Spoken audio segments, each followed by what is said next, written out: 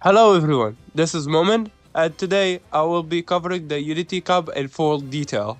Before talking about the Unity Cup, consider subscribing. Anyways, going back on topic, Yoi Akikawa is going to be busy on this scenario, so instead it will be Riko Kishimoto, who has a cold and restricted personality, be your main director for this scenario. She trains two new original characters, being Light Cocoon on the left and Bitter Glaze on the right. Picking Unity Cup will make Tazuna show up after 3 turns and ask you if you want a basic tutorial for the Unity Cup.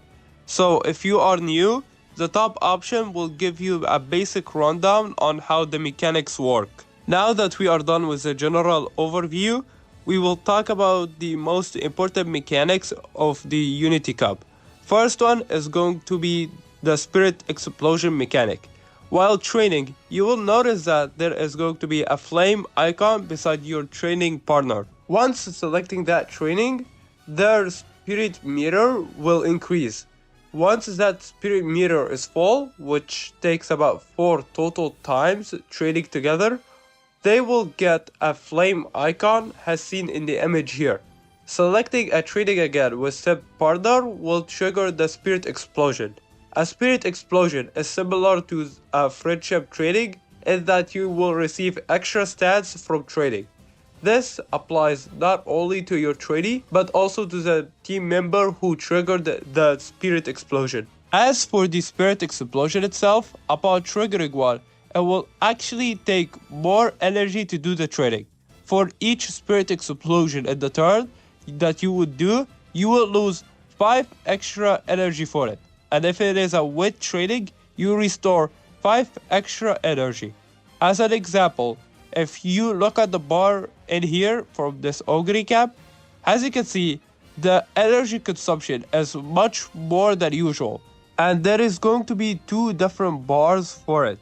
The one on the right represents the base that you would lose from the normal training, and the one on the left represents the loss of energy that you would lose from Spirit Explosion. So the total of energy loss that you will have is going to be 35 this turn. And this example for Gold Ship, you would recover 15 energy because 1, you would recover 5 energy from the base weight training, and also you would recover an extra 10 energy because of 2 spirit explosions.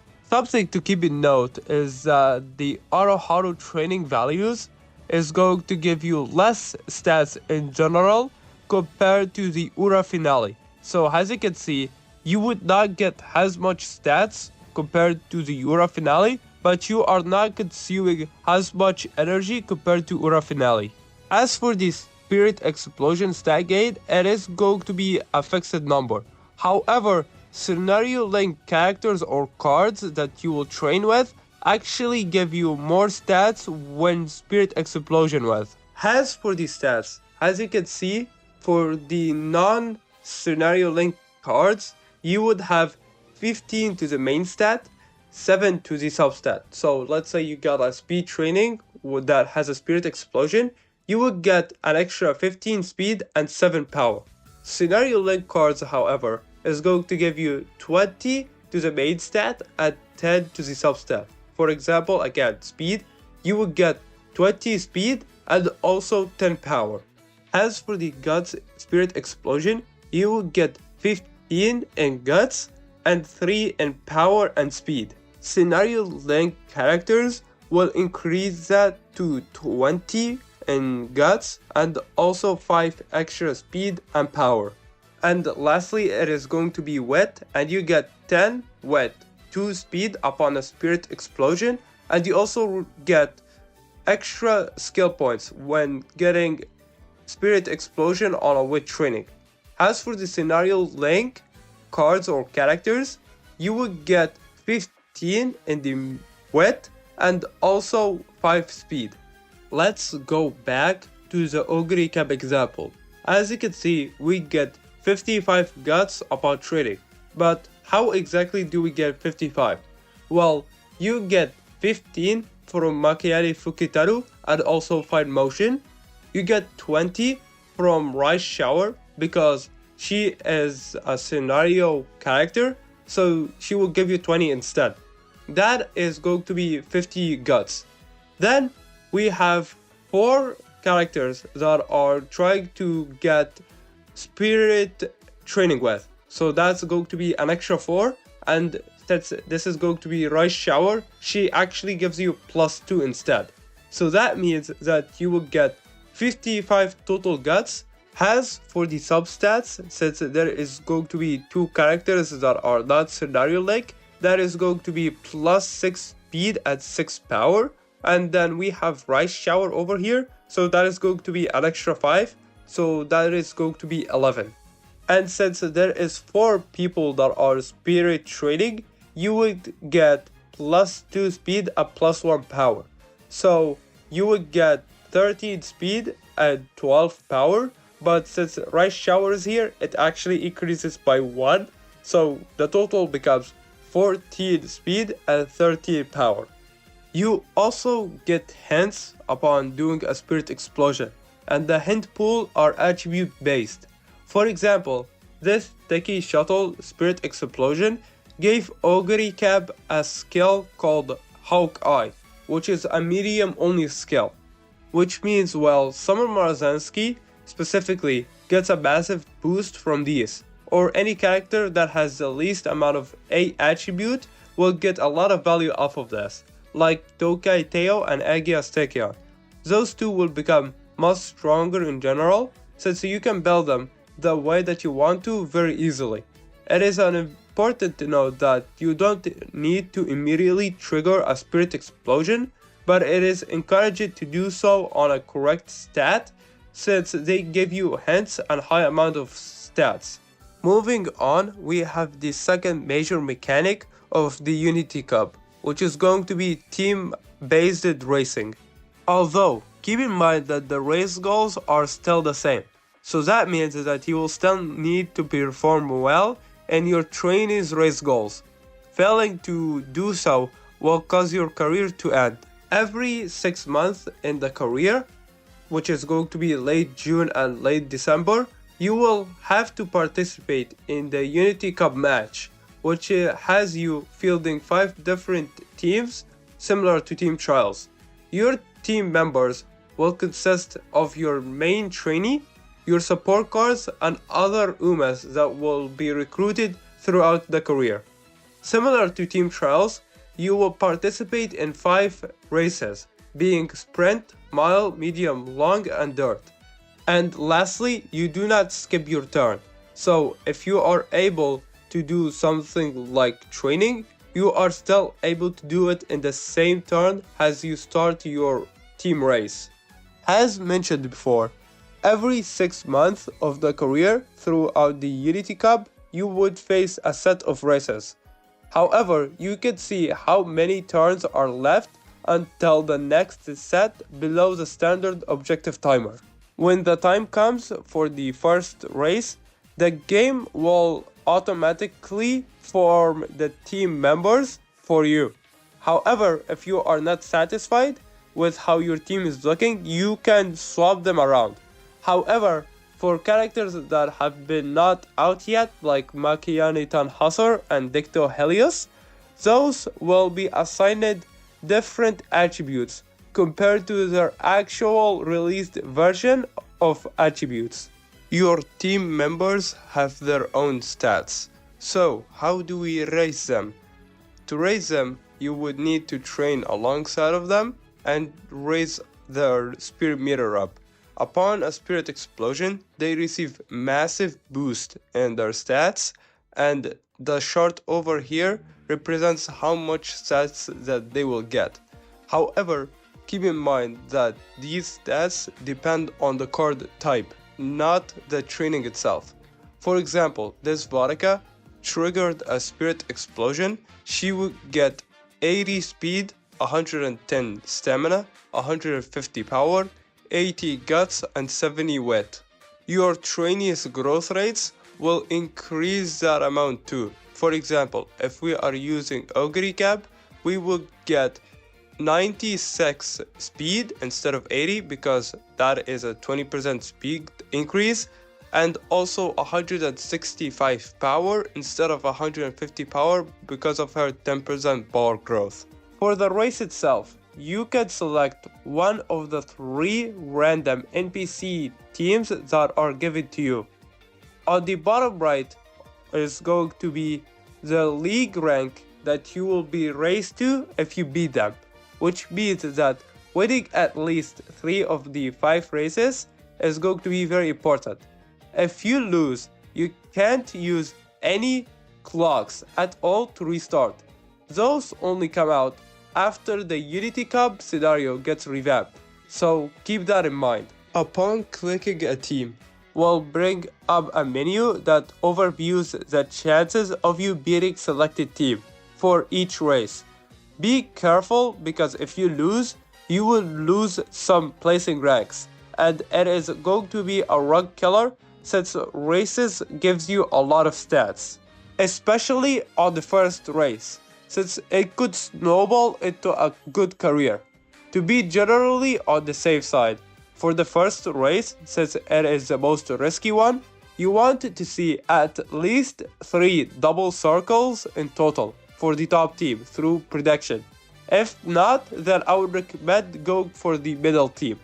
Never ever pick the bottom team, since the middle team is very easy and the bottom team is essentially a free win. However, just go middle team since it is still very easy. Upon winning a career, you will be given a big increase in your team's overall ranking, and your entire team gets a lot of stats alongside your trading. This chart is going to be the base value that you obtain upon winning based on your rank for your trading.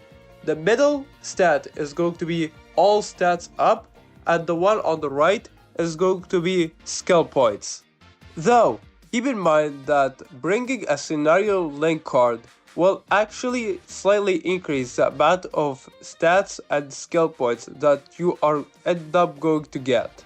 Keep in mind that race bonus is calculated into this, so you will get much more stats the higher your race bonus is.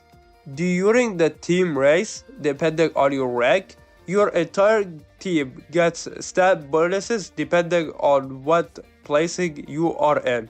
Up to 50 plus base stats for your team if you manage to be between 2nd to the 5th rank in total.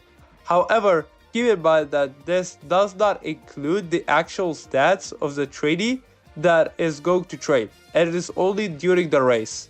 If you managed to get your team to the S rank, you would actually get the gold version of ramp up, which is going to be It's On, which is of course very strong, since ramp up is already a very good skill, and giving everybody a free way to get It's On is very strong. However, if you bring a scenario character for this, the hint level for It's On is going to be from 1 to 3. Now that we are done talking about the teams, how do we exactly increase our training facility levels? Instead of leveling with repeated use, like the Ura Finale, where you train 4 times and your training facility level will be increased by 1, training facilities will be instead improved based on your team's overall ranking for the stat. For example, if your team's overall stamina stat rating is at B rank, then your stamina training facility will be at level 3.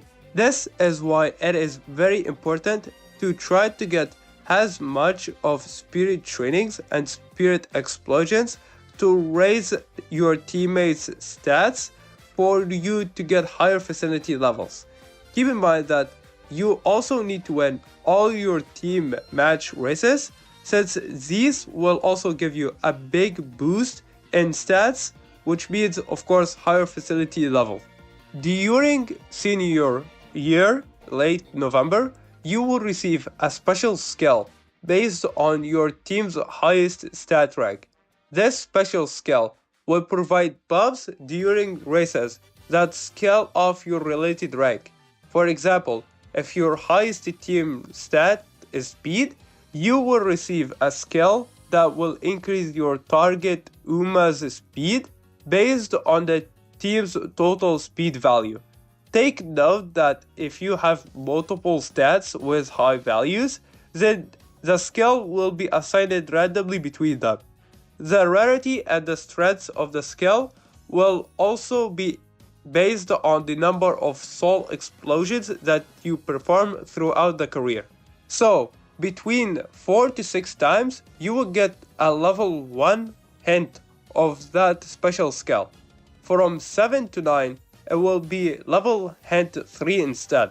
And if it is 10 to 12, you actually get a gold version out of this skill, which is much stronger.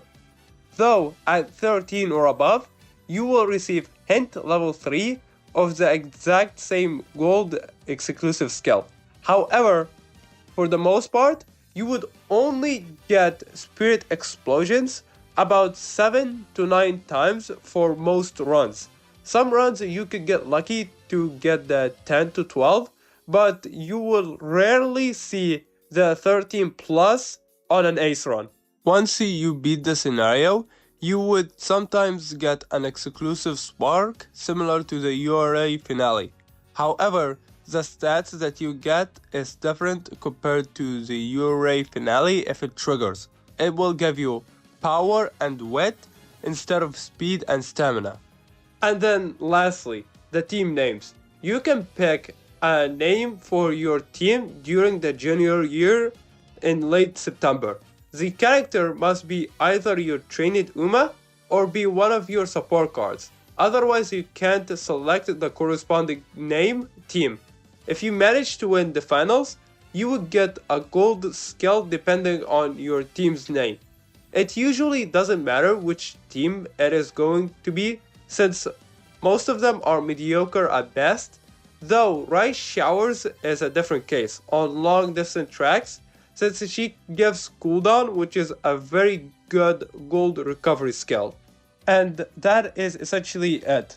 If you found this video to be helpful, consider subscribing, and I hope to see you in the next one.